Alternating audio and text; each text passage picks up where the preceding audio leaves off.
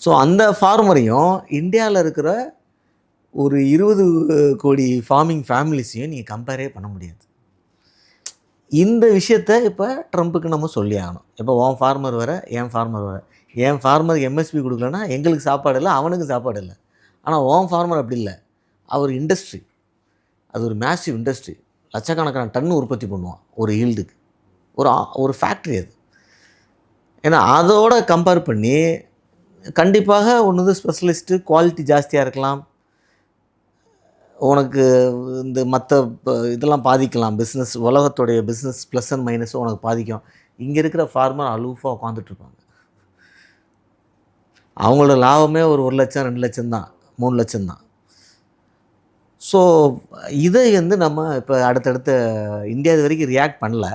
But அடுத்த diplomatic மீட்டில் இதெல்லாம் அவங்க எக்ஸ்பிளைன் பண்ணுவாங்க, டிஸ்கஸ் பண்ணுவாங்க, நம்ம நம்புகிறோம்.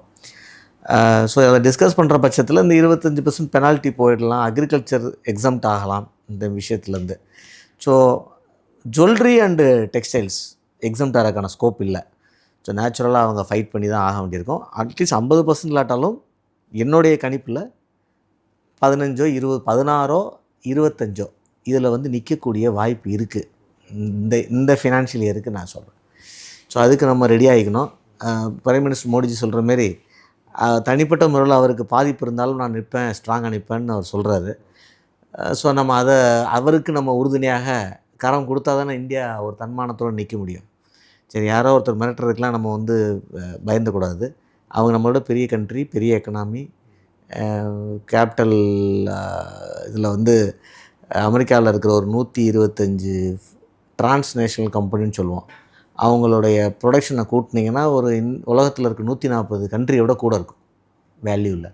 ஸோ அவ்வளோ பவர்ஃபுல் எக்கனாமி அவங்க.